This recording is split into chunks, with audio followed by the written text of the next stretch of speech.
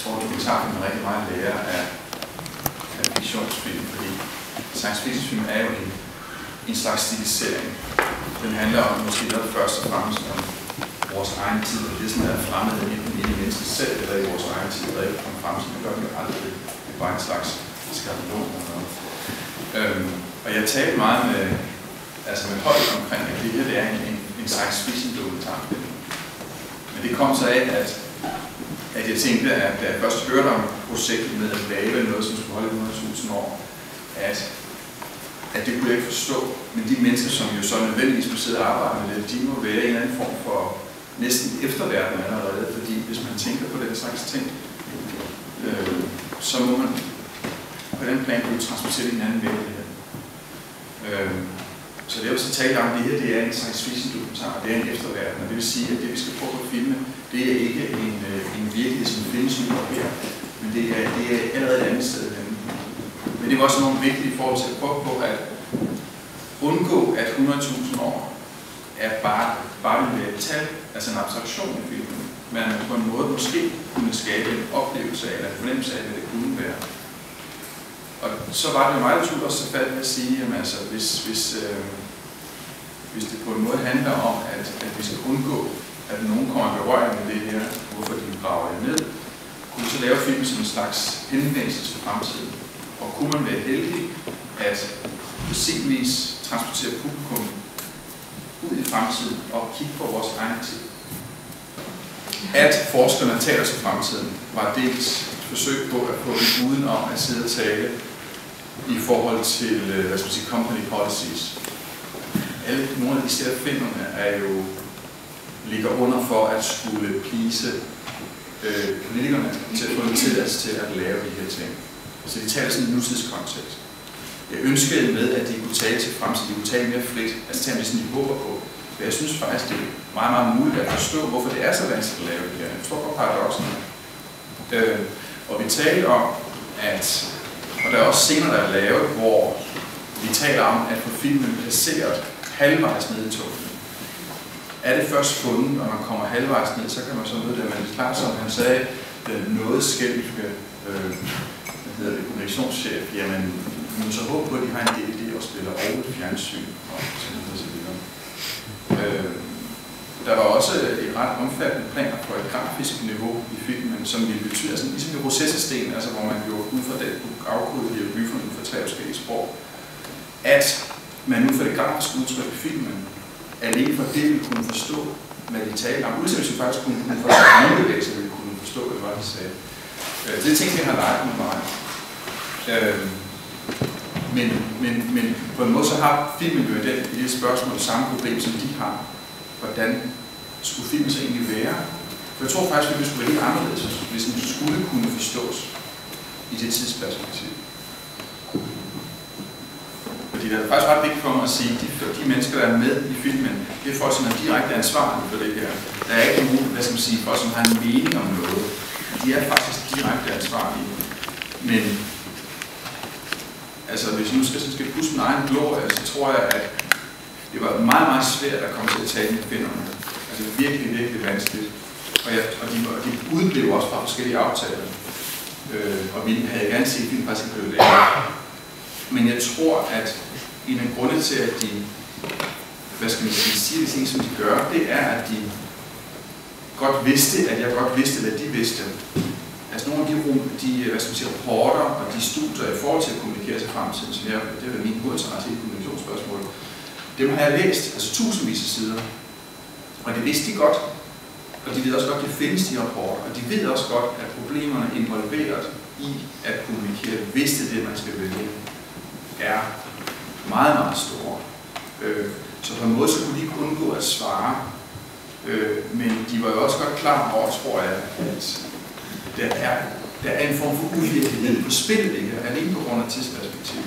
Det er også derfor, det var utroligt let at tale med omkring, altså stålbeton med titanium ting og grundvands det kunne man tale med i evighed om. Men det, som jeg mener er det egentlige problem, altså menneskelig nysgerrighed, det var meget, meget vanskeligt at tale med miljø. Men altså, man kan kan sige, filmen for mig handler faktisk på en måde ikke om atomkraft eller atomaffald. For mig er det jo, jeg synes jo mere, det handler om noget større, noget mere. Jeg tror, det er første gang i menneskets historie, at vi har produceret noget, som har den, hvad skal man sige, konsekvensrække langt ud i fremtiden, som virkelig har konsekvenser. Det tror jeg simpelthen er nyt, og det er egentlig det, jeg gerne vil undersøge. Jeg tror, man kunne lave en lignende film, hvis man ville, omkring genmanipulation. Jeg tror, man har sammen lignende problematikker i form af, at man sætter noget i verden eller et værk, som man ikke kan overskue konsekvenserne af, på grund af det, som der så kan finde sted fremover. Jeg vil sige, at jeg synes, det er interessant, at, hvad skal vi sige, kendskabet til atomkraft beror på forståelse af kvantemekanik, altså på de helt fundamentale ting omkring vores univers. Det er på mange måder, hvad skal man sige, det yderste af den videnskabelige formåen, som findes i det. Så det er interessant, at, hvad skal man sige, bagsiden rummer nogle konsekvenser, som er uoverskuelige. Og altså grunden til, at jeg er til stede i filmen som en slags fortællefigur, som noget, der kommer til mig at se i filmen, skulle løse nogle dramaturgiske problemer, men at jeg sådan fortæller en slags scene bygget på Prometheus. Det handler om, at man jo har overvejet, at hvis ikke man kan lave en runesten, som alle kan forstå til alle tider, altså just add water nærmest, så forstår man det hele, eller man ikke kan få et arkiv til at køre 100.000 år med barselsordninger og alt sådan nogle ting, så kan man måske skabe en myte, som af sig selv bliver genfortalt, og på den måde vandrer gennem generationerne. Men det er klart, der har vi nogle lignende paradokser som hjernescenarier, altså myter har en kvalitet, de som regel kan fortolkes forskelligt, det er deres styrke. Så hvordan så det? Men altså på den måde kan man sige, at det er som om, at det her tidsrum, det berører nogle aspekter, som vi i hvert fald hidtil kun har tilskrevet nogle religiøse sfærer. Jeg er meget religiøs selv, så det er ikke noget, som sådan interesserer mig, men hvis man overvejer, hvordan man vil opfatte, lad os sige, man udgraver de her tunneler. Nu har vi set, at der er de her forskellige tal og tegninger på væggen, hvor man ligesom kortlægger alle sprækker, altså alle de farer, der er der. Hvis man åbner sådan et sted med 50.000 år, så vil man som et hulebillede for vores tid alene få et videnskabeligt udtryk for vores tid. Og det vil så være et meget, meget godt udtryk. Der er intet andet end rationalitet til stedet den her facilitet, som under omstændighed vil være et tegn på fremtiden, fordi der er en symmetri i det, fordi man forstår, at det her er skabt af intelligente væsener. Men det er alene rationelt. Der er intet andet, der er ingen, hvad skal vi sige, hinsides verden, som giver en idé om, at man måske tænker på andre ting end rent rationelle ting.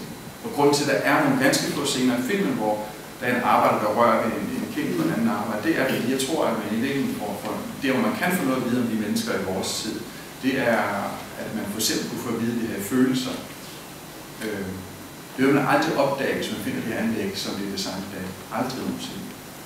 Det synes jeg er virkelig, er en usikker.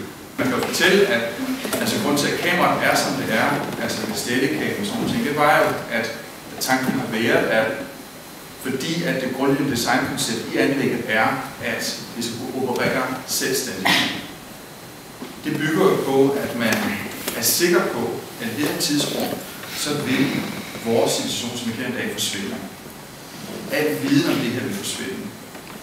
Så tanken har været, at det her kamera, hvad nu hvis det blev sådan en slags væsen, som kom fra den her fjerne fremtid eller deep time, og ikke vidste om i dag, så vil det betyde, at hvis jeg kommer ind i det her rum, så vil det ikke fokusere på dig her, fordi du er køn, men kunne også bare den her ting her. Altså hvad skal man sige, betydningshierarkiet ikke eksisterer, så derfor så vil kameraet altid, hvad skal man sige, vandre, hvad skal man sige, nysgerrig, men hvad skal man sige, uvidende omkring. Og det er derfor, det sådan driver igennem filmen.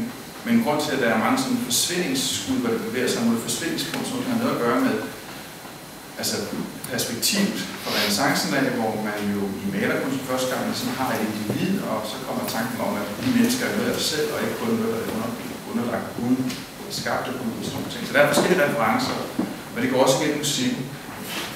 Det sidste værk er som er elektromusikkens fader. Han havde selv det værk i 1882 eller 86, tror jeg. Og han afskrev det, fordi simpelthen han kun lavede musik, som bestod af ting, man aldrig havde hørt før. Og der var der med på, at de allerførste computere kunne lave ting, som man ikke havde hørt før. Og dermed er han forfang til kraftværk, som vi også hørte.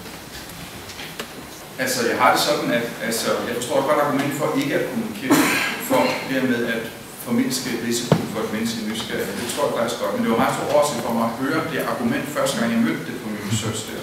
Jeg tænkte på, hvordan siger det? Jeg forstår det godt.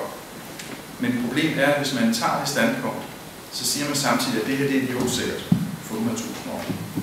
Fordi man efterlader et intet til eventuelt eftertid, som måske opdager nogle problemer. Og gerne vil have en manual til at sige, hvad er det egentlig overhovedet, vi har, hvordan det konstrueret, hvad er tankerne og sådan nogle ting. Det mener jeg simpelthen er en stor risiko, og det mener jeg er dybest set udtryk for vores tids dels teknologiske forståelse af virkeligheden, og det er følgende overvågning.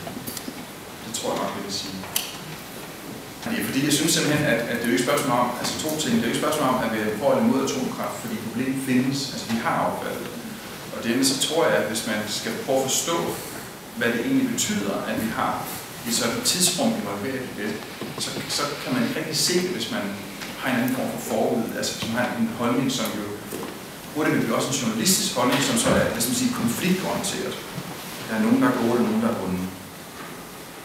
Jeg sagde også til det her til at begynde med, at jeg synes faktisk, at det gør er ret vigtigt. Jeg er nødt til at forstå, at jeg laver mig aktivt, for det er faktisk en møgsfælde. Jeg vil ikke lave en film, som kan miskreditere jer. Fordi tingene faktisk sidder på den rigtige løsning. Men jeg må sige, at samarbejdet med dem, det var meget, meget vanskeligt til sidst. Da det gik op for, at filmen lige blev lavet. Virkelig, virkelig vanskeligt. Madsen lavede den her film med sin producent derfra, hvis det kunne have været så utroligt, altså hendes erfaring er virkelig, virkelig stor, så havde vi aldrig sådan kunne overkomme det første kontraktudkast, som vores danske advokat sagde, det her, det er skruet af kontrakt. I skal så ikke skrive under, så ikke der er mening med det. I skal bare glemme det. Så det er jo fordi, der er virkelig, virkelig stor økonomisk interesse bag det her til at løse det her problem. Måske ovenikøbet at kunne en dag importere affald fra andre lande. Og så minerne er tomme, så kunne sige, at vi har jo ikke noget baghandel lige bare igen. Så det er virkelig, når nu man ved, at olien vil gå snart. Altså vi har faktisk diskuteret med det finske hold, om det var et problem at lave den her film. Det er fordi sig selv er det overmod, kan man sige. Men altså sådan i forhold til at, og vi også diskuterer forskellige måder, hvor filmen faktisk kunne blive et dokument, altså hvis man spreder så meget som muligt i hele verden for at træffe det, skal altså det har vi talt om. Men min holdning er simpelthen, at man er nødt til at informere fremtiden. Fordi at det er en form for proces, tror jeg, at sige, at det her det fungerer 100.000 år. Det synes jeg ikke er en skyld færre, som jeg er. Men jeg forstår modargumenter omkring det. Jeg tror også, at den mindste nysgerrighed er den største fare. Det er den egentlige fare for det. Man har kun til Finland med de eksisterende 5 reaktorer, og bygger en ny nu. Fordi at det stykke grundfjeld, man har udvalgt, er en slags sten inde i det store grundfjeld, hvor der er en masse fraktur ude omkring. Og nu har man faktisk vedtaget 2 nye reaktorer, herunder et nyt firma. Det nye firma må ikke bruge det anlæg. De skal selv opfinde den dybe tallerken. Hvis man fortsætter på atomenerginiveauet i dag, så skal man bruge omkring 99 lignende faciliteter omkring verden. Konservativt sat, så er det omkring 500 faciliteter, fordi man jo har en del kraftværkunderlæggende, så nok 500 lignende anlæg i samme størrelse over hele verden, som man så måske skal prøve at få gemt godt væk, hvis det er den strategi, man vil. Nej, så CO2-diskussionen har virkelig medført, at man siger, at det er løsningen. Ja. Men jeg tror, man er nødt til at være klar over, at der er nogle meget, meget stærke industriinteresser, som også spiller ind i det. Men det er virkelig det, som der har været argumentet for det. Da jeg startede filmen, var det slet ikke noget, der diskuterede overhovedet. Det er et tilfælde, så at sige, at det falder ned til i den tyske debat, som var meget, meget voldsomt, og altså virkelig voldsomt, fordi man overvejer at forlænge værkerne. Tak for